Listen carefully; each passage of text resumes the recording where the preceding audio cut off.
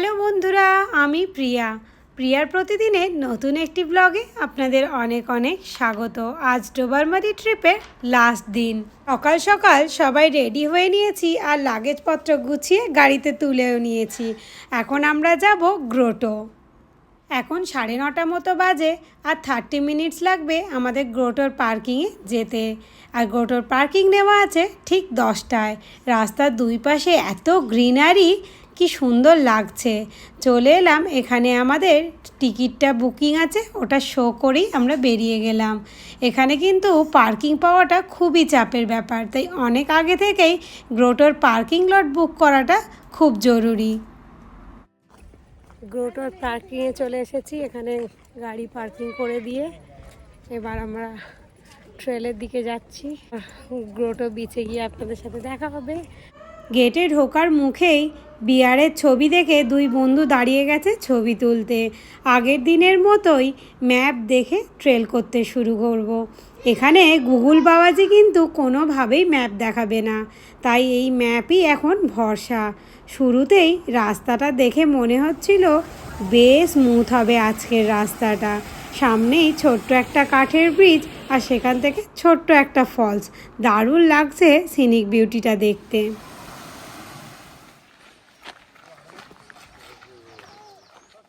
আজ আমাদের 30 minute trail করতে হবে জঙ্গলের মধ্যে দিয়ে, লম্বা লম্বা গাছ আর তার মাঝ দিয়ে এক সরু রাস্তা। বেশ অ্যাডভেঞ্চারাস লাগছে কিন্তু।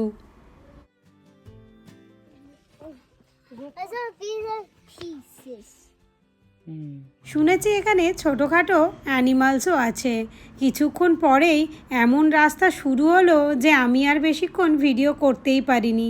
বড় বড় পাথরের উপর দিয়ে তোজোকে নিয়ে যাওয়াটা ছিল একটা বিশাল চ্যালেঞ্জ আমার কাছে। Hello hello everyone, we are in the মার লেক।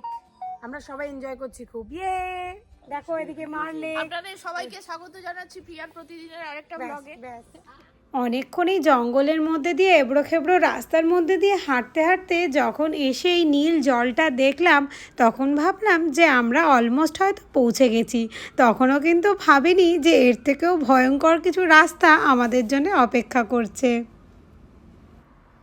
জানেন, এই বড় বড় পাথরের ভিতর দিয়ে আমি সাপও দেখেছি, কিন্তু ছুটে পালাতে গিয়ে তখন আর ভিডিওর কথা মাথাতেই আসেনি। অনেক কষ্ট করে একদম টপ স্পটে এসে পৌঁছেছি। নিচে দেখুন কত মানুষ সুইমিং করছে, কতজন গিয়ে বসে আছে। এটা কিন্তু পুরোটাই ক্লাইম্বিং করে নামতে হবে আর তারপর ক্লাইম্বিং করেই উঠতে হবে। এদের কত সাহস বলুন। এই সাহসের যদি ছিটে ফোটাও আমার থাকতো, নিচে আবার একটা কেভও আছে, অনেকে সেখানেও ঢুকছে। আমার তো কেভ দেখলেই মনে হয় ওখান থেকে কোনো হিংস্র জন্তু বুঝি এই বেরিয়ে এলো। We are at the grotto now. জলের কালারটা দেখো, This is absolutely amazing. Color of the water is phenomenal. It's amazing. It was really hard to come here, but it was worth it. Ivan, are you enjoying? Didi. দিদি তো ঝুলছে পুরো।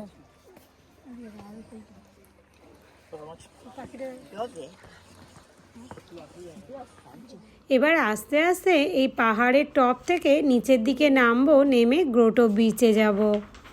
এত কষ্ট করে আসার পর এই ঘন নীল জলটা দেখে কি যে সুন্দর লাগছে সে আর ভাষায় প্রকাশ করার মতো নয়।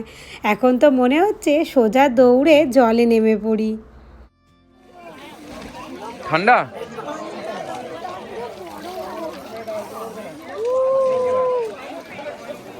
জলটা কত কাচের মতো একটা পাটা দেখা হচ্ছে।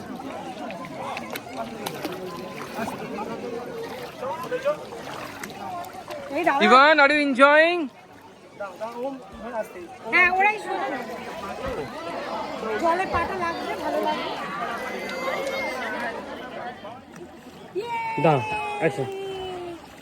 জল ছুঁড়বে না। তোজো তো জলে নামার জন্য ভীষণ বায়না করছিল, তাই ওকে আবার ড্রেস চেঞ্জ করিয়ে একটু জলে নামালাম। জলটা যদিও ভীষণ ঠান্ডা ছিল, কিন্তু ও ভীষণ এনজয় করছিল জলের মধ্যে। এই রকম একটা সিনিক বিউটি ছেড়ে যেতে কি মন চায়, তাই মনে হচ্ছে এই ঠান্ডা জলের মধ্যে পা ডুবিয়ে যত দূর চোখ যায় তাকিয়ে চুপচাপ বসে থাকি আপন মনে।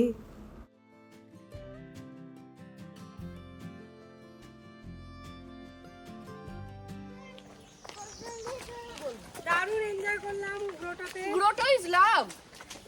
দারুণ একটা এক্সপিরিয়েন্স। আমরা ভীষণ ভীষণ ভীষণ এনজয় করলাম। আমরা এই যে প্রিয়ার প্রতিদিন গ্রুপ থেকে এসছি গ্রোটো ঘুরতে। জায়গাটা এত বেশি সুন্দর যে মনে হচ্ছে যেন ঘোরাটা বড্ড তাড়াতাড়ি শেষ হয়ে গেল। এখানে আবার 3 ঘন্টার বেশি পার্কিং পাওয়া যায় না, তাই 10টায় আমরা ঢুকেছি, 1টায় আমাদেরকে বেরিয়ে যেতেই হবে। এখন ঘড়িতে প্রায় ওই 1:30 মতো বাজে। আমরাও আমাদের গাড়ি নিয়ে বেরিয়ে পড়েছি, তবে দুপুর দুপুর বাড়ি ফিরে যেতে মন চাইছে না, তাই গাড়িতেই সবাই মিলে ডিসাইড করে নিলাম যে ফেরার পথে সাবল বিচ পড়বে, ওখানে একটু ঘুরে বাড়ি ফিরবো। এখন আমরা গাড়ি থামিয়েই ঢুকে পড়েছি একটা আইসক্রিম পার্লারে। ওখানে সবাই মিলে একটু আইসক্রিম খেয়ে তারপর বিচে চলে যাব। এখানে সামারের উইকেন্ডগুলোতে বিচে মারাত্মক ভিড় হয়। এখানেই 3 মাসই তো মানুষ ঘুরতে পায়, তাই সারা বছরের আনন্দটা ওরাই 3 মাসেই করে নেয়। এই যে এত ঢেউ দেখছেন, এটা কিন্তু কোনো সমুদ্র নয়, এটা একটা লেক, এটা হচ্ছে হুরন লেক।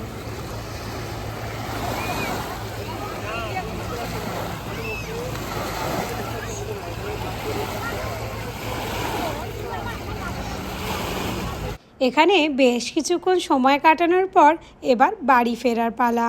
এখনও বাড়ি ফিরতে প্রায় 3 ঘন্টার উপর সময় লাগবে।